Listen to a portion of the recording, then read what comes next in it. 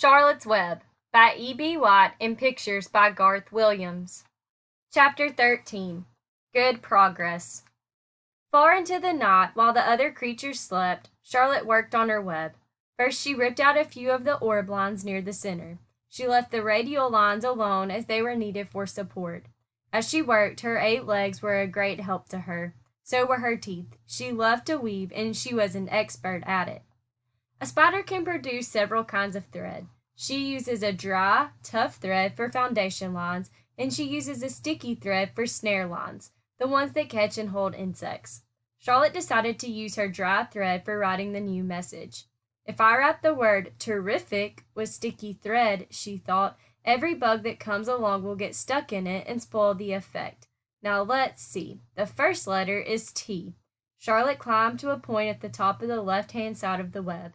Swinging her spinnerets into position, she attached her thread and then dropped down.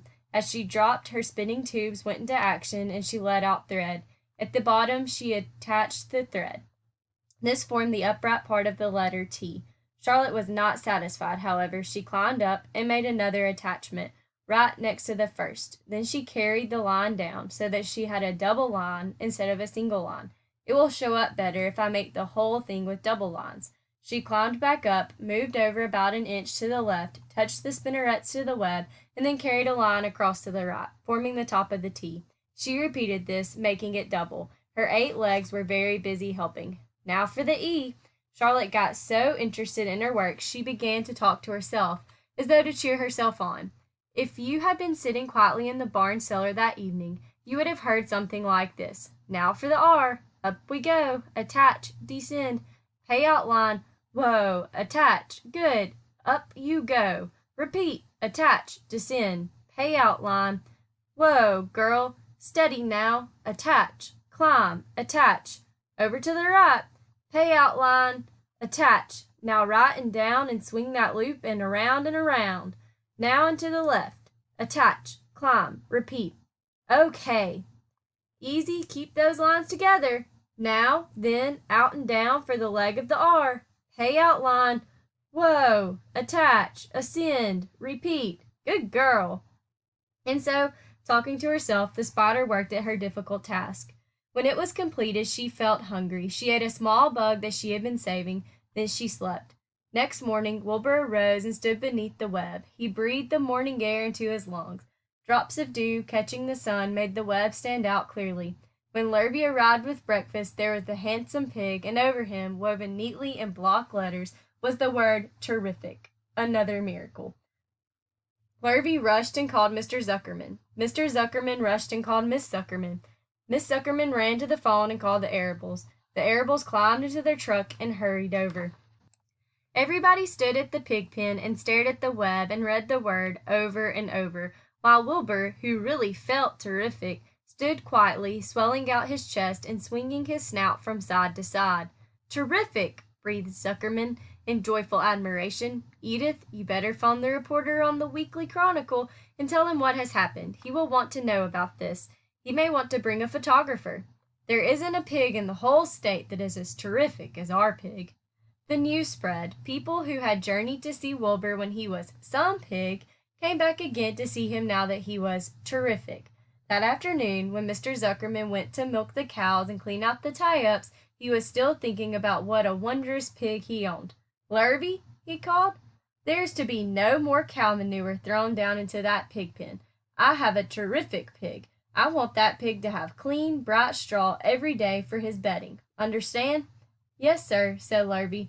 Furthermore, said Mr. Zuckerman, I want you to start building a crate for Wilbur. I have decided to take the pig to the county fair on September 6th. Make the crate large and paint it green with gold letters. What will the letters say? Asked Lurvy. They should say, Zuckerman's famous pig. Lurvy picked up a pitchfork and walked away to get some clean straw. Having such an important pig was going to mean plenty of extra work. He could see that. Below the apple orchard, at the end of a path, was the dump where Mr. Zuckerman threw all sorts of trash and stuff that nobody wanted anymore. Here, in a small clearing, hidden by young elders and wild raspberry bushes, was an astonishing pile of old bottles and empty tin cans and dirty rags and bits of metal and broken bottles and broken hinges and broken springs and dead batteries, and last month's magazines, and old discarded dish mops, and tattered overalls, and rusty spikes, and leaky pails, and forgotten stoppers, and useless junk of all kinds, including a wrong-sized crank for a broken ice cream freezer. Templeton knew the dump and liked it. There were good hiding places there, excellent cover for a rat, and there was usually a tin can with food still clinging to the inside. Templeton was down there now, rummaging around. When he returned to the barn, he carried in his mouth an advertisement he had torn from a crumpled magazine. "How's this?" he asked, showing the ad to Charlotte. "It says, 'Crunchy, crunchy' would be a good word to write in your web." "Just the wrong idea," replied Charlotte. "Couldn't be worse. We don't want Zuckerman to think Wilbur is crunchy. He might start thinking about crisp, crunchy bacon and tasty ham. That would put ideas into his head. We must advertise Wilbur's noble qualities, not his tastiness. Go get another word, please, Templeton." The rat looked disgusted, but he sneaked away to the dump and was back in a while with a strip of cotton cloth. "How's this?" he asked. "It's a label off an old shirt." Charlotte examined the label. It said, Pre-shrunk. "I'm sorry, Templeton," she said, "but pre-shrunk is out of the question. We want Zuckerman to think Wilbur is nicely filled out. Not all shrunk up. I'll have to ask you to try again." "What do you think I am, a messenger boy?" grumbled the rat. "I'm not going to spend all my time chasing down to the dump after advertising material." "Just once more, please," said Charlotte. "I'll tell you what I'll do," said Templeton.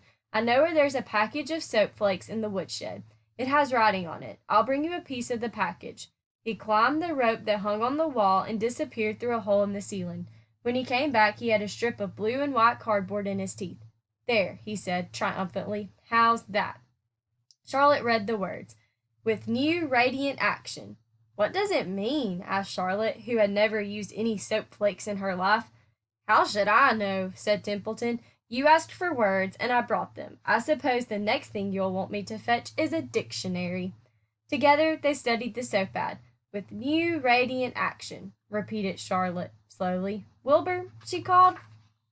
Wilbur, who was asleep in the straw, jumped up. "Run around," commanded Charlotte. "I want to see you in action, to see if you are radiant." Wilbur raced to the end of his yard. "Now back again." "Faster," said Charlotte.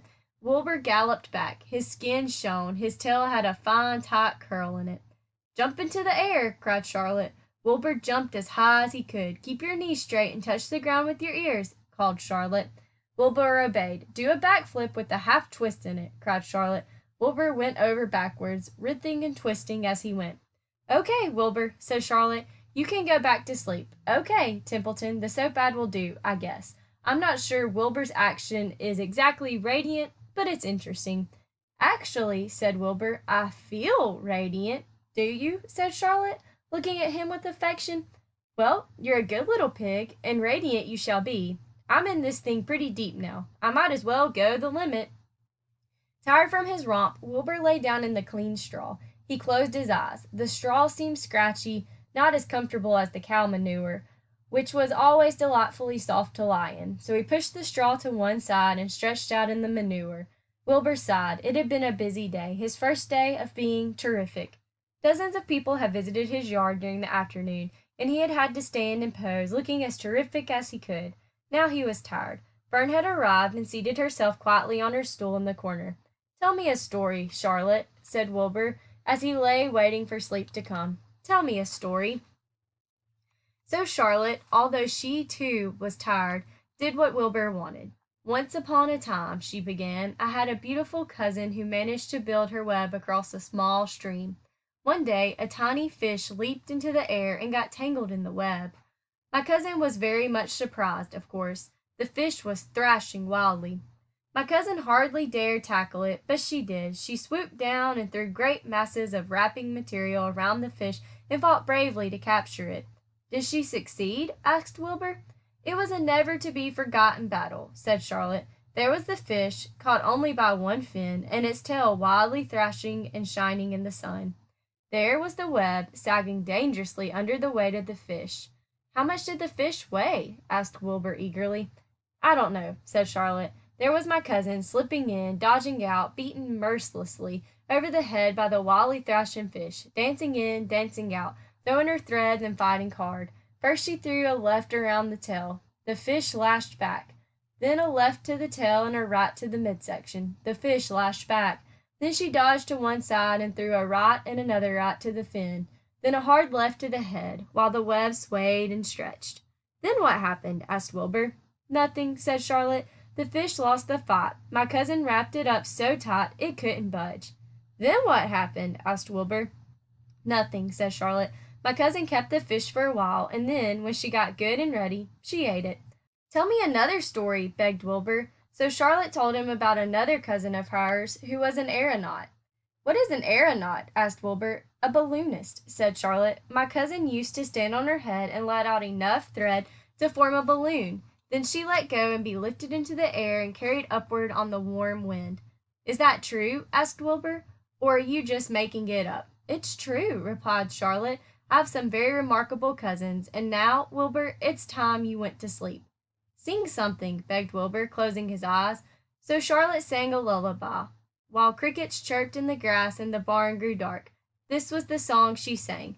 Sleep, sleep, my love, my only, deep, deep in the dung and the dark. Be not afraid and be not lonely. This is the hour when frogs and thrushes praise the world from the woods and the rushes. Rest from care, my one and only, deep in the dung and the dark. But Wilbur was already asleep when the song ended. Fern got up and went home.